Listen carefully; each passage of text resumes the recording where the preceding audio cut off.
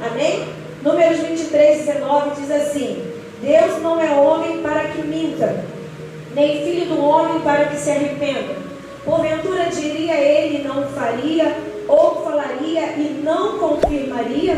Amém? Curva a sua cabeça nesta hora. Senhor, eis aí a tua palavra, Deus. Aquilo que trouxeste, ó Deus, para a minha vida, aquilo que tu trouxeste para cada um que chegou nesse lugar, aquilo que tu trouxeste para cada um que está nos acompanhando, Senhor, pela live no YouTube, eu tenho certeza, Deus, que cada um, ó Pai, que está ao alcance da minha voz nesse momento, não vai ouvir a Silvana falar, não vai ouvir a pastora Silvana falar, mas vai ouvir o teu Espírito Santo. Senhor, fala aos nossos corações, se revela a nós, ó Pai. Queremos conhecer e se aprofundar em Ti, Senhor, naquilo que Tu tens, nas Tuas verdades para nós. Senhor, em nome de Jesus, fale aos nossos corações. Nós te pedimos, ó Pai, com a Tua graça, com a Tua misericórdia. Confirma a Tua palavra em nós, em nome de Jesus. Amém. Podeis assentar, vamos aplaudir o Senhor. O tema é Deus se arrepende. Nós lemos uma passagem em Números, e a passagem de Números fala que Deus não é homem para mentir, nem filho do homem para se arrepender. Então, na minha concepção, a princípio, quando você lê Números, você fala assim: Deus não se arrepende. Amém? Nós lemos aqui que Ele não é homem para se arrepender, não é homem para mentir, nem filho do homem para se arrepender. E minha cabeça, irmãos, com relação à Bíblia, ela faz assim tantas interrogações, e a gente fica procurando as respostas para aquilo que nós temos dentro de nós. E eu quero falar para você que quando você tem um coração disponível e ensinável para Deus, Ele responde. Nessa passagem aqui eu vou fazer uma síntese rapidinho. Havia um rei chamado Balaque, que ele estava perseguindo o povo de Israel. E o povo de Israel ia no caminho avançando para um propósito. Está lá em Números 23, a passagem é muito grande. Se você quiser, você leia toda a mensagem em casa. E aquele rei sabia que por onde aquele povo passava, Deus dava vitória àquele povo. Então tinha um profeta naquela terra, naquele território. E o que aquele profeta falava, as coisas aconteciam. Porém, aquele profeta não servia a Deus, mas ele tinha um dom de falar as coisas e as coisas aconteceram. E aí, Balaque vai até aquele profeta e fala para ele: olha, amaldiçoa esse povo.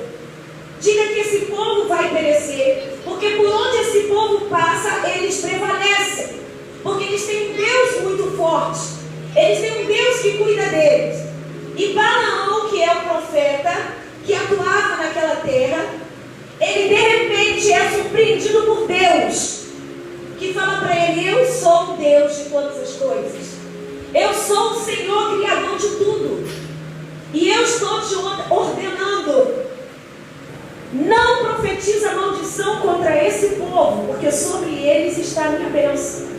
E Balaão volta lá para falar com Balaque assim: eu não vou amaldiçoar esse povo, porque sobre esse povo está a bênção de Deus. E aí ele fala para aquele rei: olha, Deus não é homem para quem minta, nem filho do homem para que se arrependa. Porventura ele não faria, ou dizendo ele não confirmaria. Se Deus abençoou, abençoado está. Balaão fala: quem sou eu para amaldiçoar aquilo que pertence a Deus? Você pertence a Deus, amém? Amém. Você pertence a Deus, você é filho de Deus. E aí ele fala isso em Números 23, 19, que Deus não se arrepende. O povo de Israel era um povo escolhido. O povo de Israel era um povo escolhido para ser abençoado sobre a terra. E depois, com Jesus Cristo, a bênção de todo judeu foi estendido para toda a humanidade, para todo aquele que crê em Jesus Cristo. E a Bíblia diz que aquele que crê em mim vai ter vida e vida em abundância. Nós somos um povo abençoado por Deus. Quem é abençoado? Diga amém. Aplauda o Senhor, se sinta abençoado. Se sinta abençoado por Deus.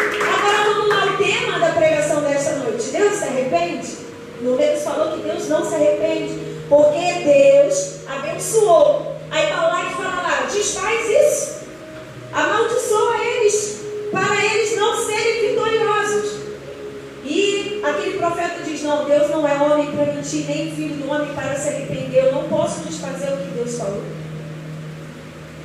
Mas em Gênesis 6, 7, e aí foi onde gerou essa pregação, e uma palavra que diz assim: e viu o Senhor que a maldade do homem se multiplicara sobre a terra. Gênesis 6, 7. 6, 5, perdão. Se você quiser, você anote aí para depois você ler em casa. E viu o Senhor que a maldade do homem se multiplicara sobre a terra, e que toda a imaginação dos pensamentos do seu coração era só má, continuamente má. Então arrependeu-se o Senhor de haver feito o homem sobre a terra, e pesou-lhe em seu coração. E disse o Senhor: destruirei o homem que criei de sobre a face da terra, desde o homem até o animal, até o réptil, até as aves do céu, porque me arrependo de haver feito. Quem sabe do que começa isso aqui? A história de Noé. Quando a primeira vez Deus tenta exterminar a humanidade. Porque Deus se arrependeu da sua criação. Mas em Números está dizendo que Deus não se arrepende. E Gênesis já fala aqui que Deus se arrependeu de ter criado a humanidade. Deus se arrepende ou não se arrepende, gente? Ai, Jesus. Mas Números falou que não, André.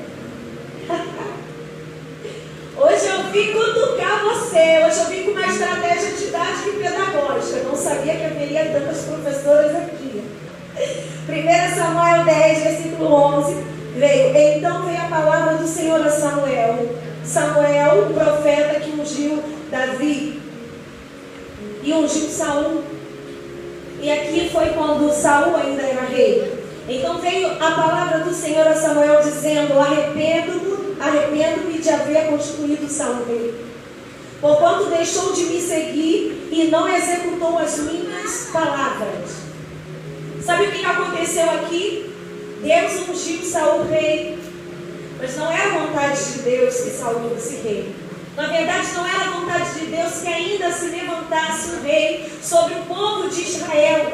Mas o povo não queria seguir a Deus e aos profetas. O povo queria ser comandado por uma figura humana, uma figura física. Todos os povos tinham reis. Israel também queria o rei.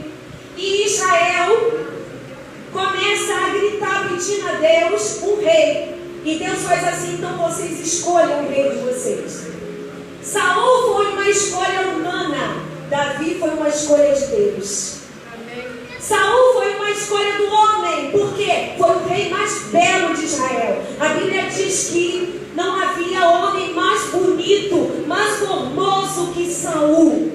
Pense no homem mais bonito aí que você possa imaginar. Saul era o homem mais bonito, porque o homem vê com os olhos, Deus vê o coração. A gente ouviu isso na pregação em que Davi ungiu o rei. Jessé trouxe todos os filhos, os mais fortes, os mais bonitos, e deixou Davi, o menor da casa, lá jogado. E Deus escolheu quem? A Davi. Porque Deus se arrependeu de ter constituído Saul. Porque o homem, as escolhas do homem sempre foi errada, desde o Éden. E quando o povo ficou livre para escolher Saul, e Saul, com o tempo, ele foi se afastando daquilo que Deus queria, foi se afastando dos mandamentos do Senhor. E Saul também foi uma decepção para Deus. Em Jeremias 15, 16, outro profeta que era íntimo de Deus, Deus falou assim: eu já estou cansado de me arrepender. Olha, irmãos, Jeremias 15, 16, eu já estou cansado de me arrepender. Se você ler a história, o povo de Israel era um povo tão rebelde, o povo de Israel era um povo tão difícil de lidar. Às vezes eu penso que o povo de Israel é aquela turma que a gente pega, que é a pior turma da escola, que você chega na direção e fala assim: não aguento mais. Sabe? Que ninguém te obedece, você fala assim, você só quer dar aula, mas ninguém te escuta. Os profetas só queriam ensinar e eles reclamavam. Os profetas diziam: vai por aqui, e eles iam por ali. Era um povo muito difícil. E Deus mostrava arrependimento. Agora, pastora, como a gente vai entender do que Deus se se Deus se arrepende ou Ele não se arrepende. Vamos lá, gente. O arrependimento de Deus, ele é diferente do nosso arrependimento. Quando Deus ele se arrepende, não é porque Deus ele tem dúvida das coisas.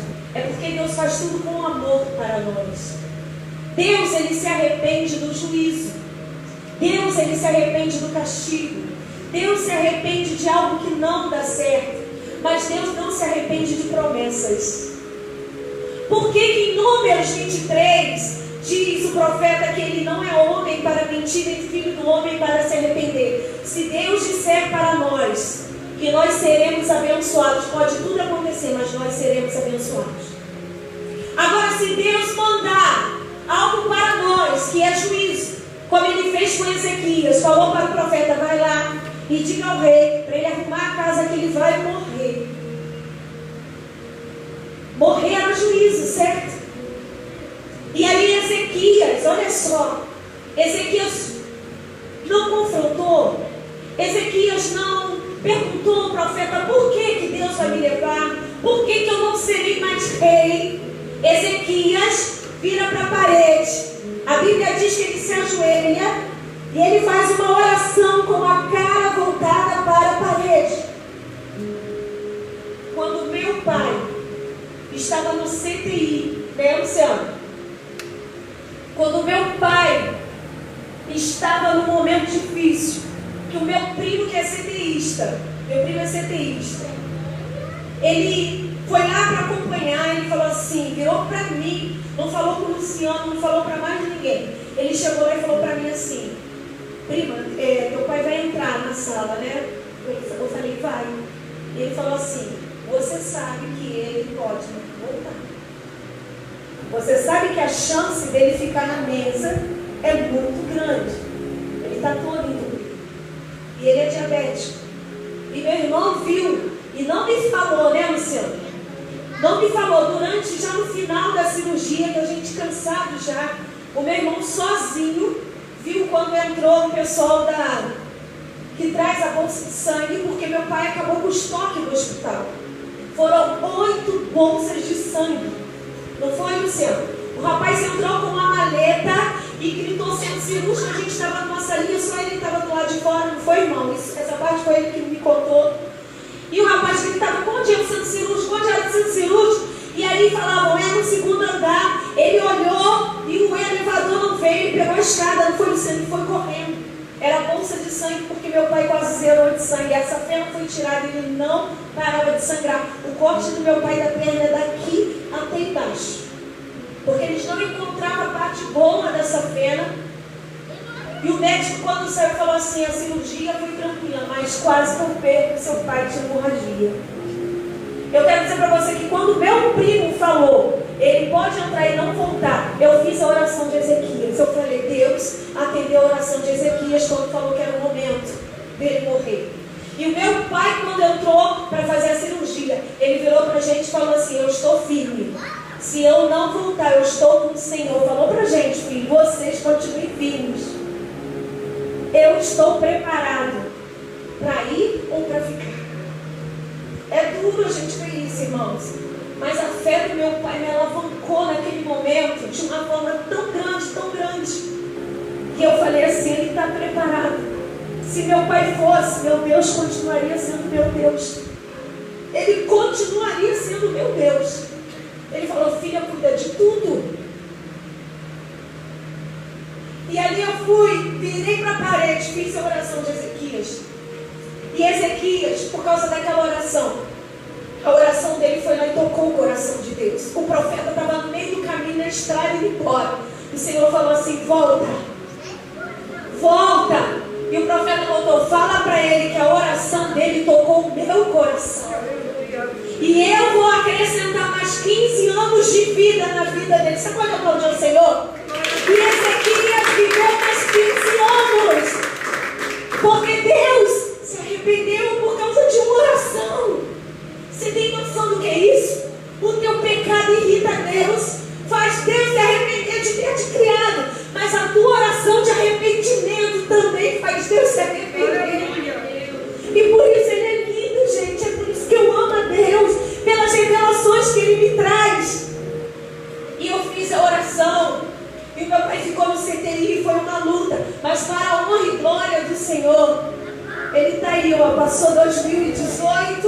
19, 20, 21, e o meu pai está pregando, fazendo a obra, e tudo ficou. Às vezes eu tenho que falar, pai, vai com calma, que ele vai com sede ao pote.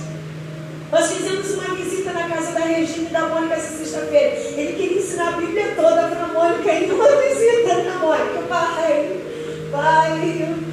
tá bom, pai. Depois ela vai aprendendo mais. Mas ele é tão apaixonado por Jesus. Peço até desculpa, Mônica. Ele é tão apaixonado por Jesus. E quando ele estava no CTI, ele disse que via em coma, ele via a terra girando. Ele via a mão de Deus sobre a terra. Quando a Covid veio, ele falou, né, Luciano, eu vi coisas que vão acontecer. A gente ficava assim, meu pai vai surtar. Porque ele surtou, né, e foi muito tempo sedado, e quando foram tirando a sedação, meu pai ele deu uma surtada. Eu estava fazendo batismo na igreja de Padre Miguel, o primeiro batismo que eu estava fazendo, e meu irmão ligando para a secretária da igreja, para ir para lá, que meu pai estava surtado. Quando o Luciano entrou no quarto, assim, né, no CTI, mas era um CTI especial, tinha um quartinho, porque ele era muito alto ritmo, ele estava no coronariano, né, na CTI coronariano, então estava só ele lá e uma enfermeira o tempo todo, porque ele estava na noradrenalina. Quem é da saúde sabe que quando vai para a nora o negócio está estreito, né? Ele estava na noradrenalina, então ele estava separado. Aí quando ele saiu da nora, que foram tirando a sedação, meu irmão foi visitar, chegou lá, meu pai estava sentado, cheio de pico. Quando meu irmão chegou ali, cuidado, minhas veias estão tudo no chão. Arrancaram tudo. E aí o médico falando para o Luciano, a enfermeira, que era normal, que ele estava voltando de uma sedação e dá esse surto, que ele me amarraram, me bateram, tinha um que queria me pegar. E a gente ficou bem assim. Quando ele chegou em casa e falou assim, olha, eu vi umas coisas, mas eu não posso falar agora. Eu falei, meu pai ainda não está bem. Mas depois ele permaneceu pregando. Eu falei, pai, o que o senhor viu? Ele falou assim, eu não sei dizer o que é, mas eu vi o mundo girando, como se não fosse a rotação da terra, mas como se o mundo estivesse de cabeça para baixo. Ele falou, eu acredito que vem alguma coisa muito séria. Quando a Covid veio, ele falou assim, lembra do que eu falei, que eu vi no CTI? Era isso, ele disse que viu pessoas chorando, ele via muita dor. Ele falou, pensei que Jesus ia voltar. Porque o que eu vi era gente chorando, gente sofrendo, e eu querendo pregar o evangelho, querendo sair dali, né?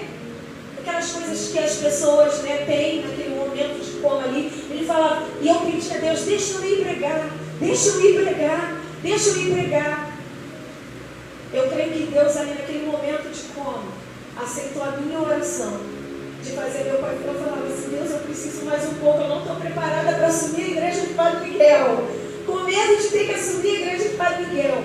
Mas Deus tinha outras coisas para mim. O plano de Deus era vir para cá, e o meu pai está lá na igreja de Padre Miguel, amém? Porque Deus é maravilhoso, Deus ele é fiel. Ele atendeu a minha oração e a oração do meu pai.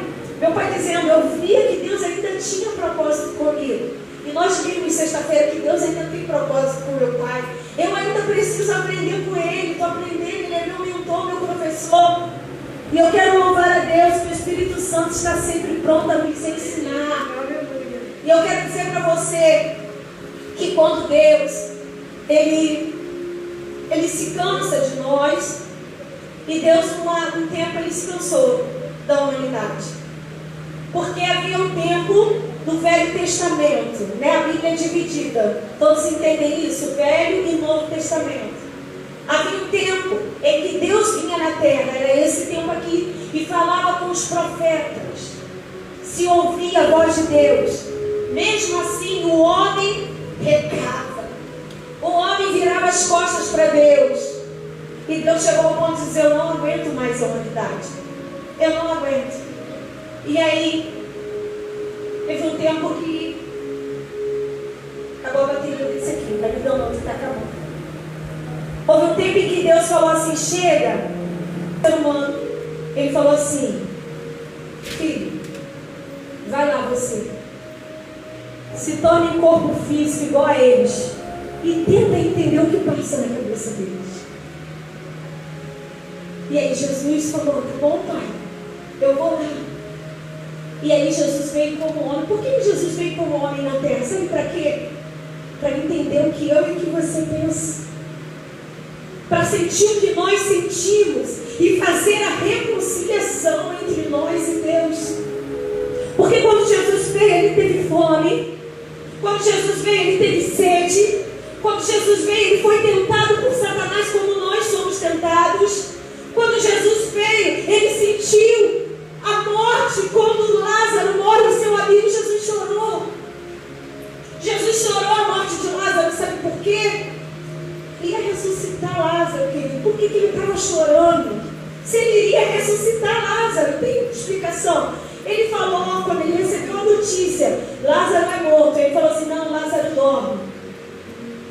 E os discípulos, mas como assim ele dorme? Porque através disso verão a glória do meu Pai. Então ele sabia que ele ia lá e ia ressuscitar Lázaro. E por que quando ele chegou lá, ele chorou? Ele não chorou porque assim, um amigo dele morreu como nós choramos. Sabe por que ele chorou? Porque ele lembrou lá de Gênesis. E lá em Gênesis, as pessoas no mundo pensam que a criação foi feita só por Deus. As pessoas pensam, Deus é criador. Todo mundo fala de Deus, mas ninguém fala de Jesus, ninguém fala do Espírito Santo de Deus. Mas em Gênesis, Deus não falou assim, faça o homem a minha imagem e semelhança. Ele fala no plural, amém? Façamos o homem. Aí a Bíblia diz que o verbo estava com ele. Jesus disse, eu sou o eu sou. Ele era o verbo. Eu sou o verbo vivo que desceu do céu. E o Espírito Santo estava junto porque ele pairava sobre a face do abismo. Gente, ele disse, façamos. E aí, durante um tempo era só ele com o ser humano. Ele falou, chega, vai lá. E aí Jesus veio. E quando Jesus vê Lázaro morto, ele lembra, façamos o homem a nossa imagem e semelhança. Ele olha para aquele estado do homem morto e fala assim, eu estava lá. Jesus pensou, querido, eu estava lá, eles não foram feitos para passar por isso. O homem foi feito para ser eterno, amém? Mas o homem tocou naquilo, na única coisa que não podia tocar, o homem foi lá e tocou e desobedeceu a Deus. E a desobediência trouxe a morte como castigo. Jesus chora porque ele vê assim, meu amigo Lázaro não era para morrer, ninguém era para morrer, todos eram para ser eternos, mas perdemos a eternidade física por causa do pecado. Mas Jesus veio para nos dar vida e vida eterna. Ele veio fazer a reconciliação. E no grande dia, a Bíblia diz que todos verão a Deus e os mortos ressuscitarão com eles. E o Espírito voltará ao corpo para se encontrar com Jesus Cristo em glória. Jesus veio e ele chora ali a mediocridade humana. O homem não foi feito para morrer, o homem não foi feito para passar por isso. E é por isso que novamente Deus está tratando com a terra. Deus está levando a gente a refletir. Porque Jesus veio, deu sua vida para nos salvar, para nos dar vida. E mesmo assim os homens mandaram matar Jesus. Jesus veio nos dar vida, ele cumpriu o propósito, cumpriu o projeto. Mas até hoje tem gente que não entende o sacrifício de Jesus. Quando Jesus foi embora, ele falou assim, não vos deixarei só, eu mandarei outro, que estará contigo, convosco, todos os dias, até a consumação dos séculos. Você sabe quem é o terceiro, outro? Pai, Filho, Espírito Santo. Quem está na terra hoje é o Espírito Santo. Quem nos convence do pecado é o Espírito Santo de Deus. Sabe por quê? Houve o tempo de Deus na terra, o homem não se arrependia, Deus mandou Jesus. Houve o tempo de Jesus na terra, o homem não se arrependeu, Jesus foi embora, enviou outro, enviou o Espírito Santo. Quando o Espírito Santo sair da terra, querido, aí nós vamos ver, nós não, porque nós vamos junto com ele, amém? Amém. Aí vai ser choro e ranger de dentes. Mas não foi isso que Deus preparou para você. A Bíblia diz que o Espírito e a noiva dizem vem. Nós precisamos dizer vem para Jesus, vem para a nossa vida, vem para nós. O que está acontecendo aí é que a iniquidade se aumentou. As pessoas não têm a preocupação. Eu acho que Deus olha lá de cima e fala, nossa, veio meu filho. E olha o que eles fazem com o meu filho. Olha o que as pessoas falam com o nome de Deus. Irmãos, o Apocalipse está aí. As pessoas não têm mais escrúpulos para falar sobre Deus, para falar sobre Jesus, para falar sobre o que é santo. A humanidade está se perdendo na iniquidade.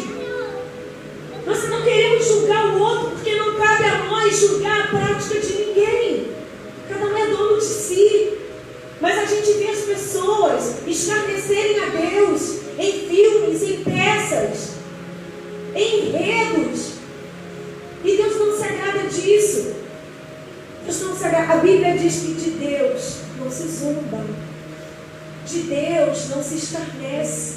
É muito sério brincar com o nome de Deus, com o nome do Filho dele, Jesus Cristo. É muito sério falar contra o Espírito Santo de Deus. E a Bíblia diz que não há perdão contra aquele que fala contra o Espírito Santo. Sabe por que não há perdão? Porque Deus, o homem pecou, Deus perdoou e enviou Jesus.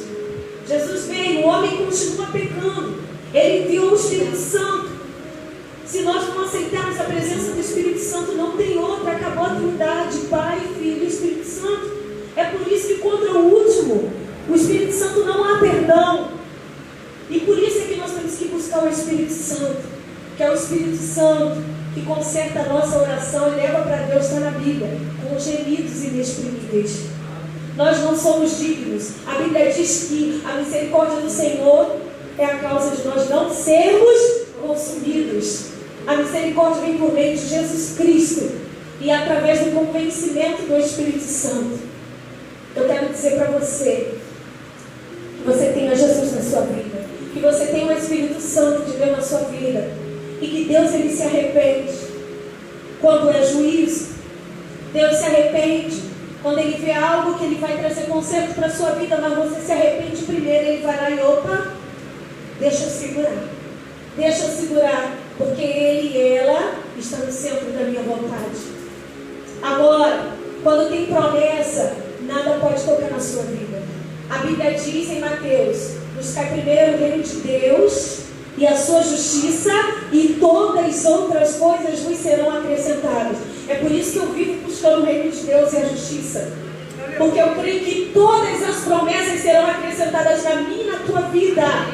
E a promessa de Deus para a nossa vida é que a gente seja feliz, é que a gente tenha vida e vida em abundância. Pastora, você não fica triste? Fico. E eu não sei se a Carla ou a Cíntia lembra que foi num conselho de classe, meu pai ainda estava se recuperando e foi feita uma dinâmica para a gente escrever no papel uma palavra, um sentimento que a gente estava sentindo. E eu botei felicidade. Aí a Rita olhou para mim e fez assim, porque meu pai estava mal. Aí você tinha que justificar aquela palavra. Eu não sei se elas lembram disso. Eu botei assim: eu sou feliz porque eu sou bem-aventurado, porque a minha Bíblia diz que o poder de Deus se aperfeiçoa na fraqueza. Eu não falei com essas palavras lá porque eu não ia entender, porque eu tenho certeza que eu estou passando luta aqui. Meu pai está no hospital, mas eu me sinto feliz porque eu tenho um Deus que cuida de mim. Aleluia! Isso é felicidade, irmão. Tem gente que pensa que felicidade é não ter problema financeiro, que felicidade não é ter problema de saúde, que felicidade, tem igrejas que pregam isso, que crente é super-herói. Não, crente não é super-herói não. Crente chora, crente se abate. Isso aí é uma teologia louca. Ninguém é super-herói. Deus não quer ninguém como super-herói, porque o único super-herói da história foi Jesus Cristo. Ele que venceu todas as coisas. O castigo que nos traz a paz estava sobre ele, e por suas chagas nós fomos sarados. Ele sim. Eu vou chorar, eu vou ter dia que eu vou estar desanimada, eu vou ter dia que eu não vou estar bem, vai ter dia que você vai passar uma mensagem para mim: pastora, ora por mim. Eu vou falar: ora você por mim primeiro, que eu também preciso. A Bíblia diz: orais uns pelos outros para que sareis. Pastor, não é melhor que ninguém. Eu preciso tanto de oração quanto você. Deus me deu um chamado, amém? Você tem outro, amém? Faça o seu melhor onde você está. Exerça o seu chamado onde você está. Seja um bom servo de Deus na escola. Seja uma boa serva de Deus, mãe, cuidando do dente da pessoa, dos dentes da pessoa. Isaac, seja um bom servo de Deus, sendo um militar exemplar. Seja um bom servo na sua empresa, Regina. Seja um bom servo onde você estiver, na sua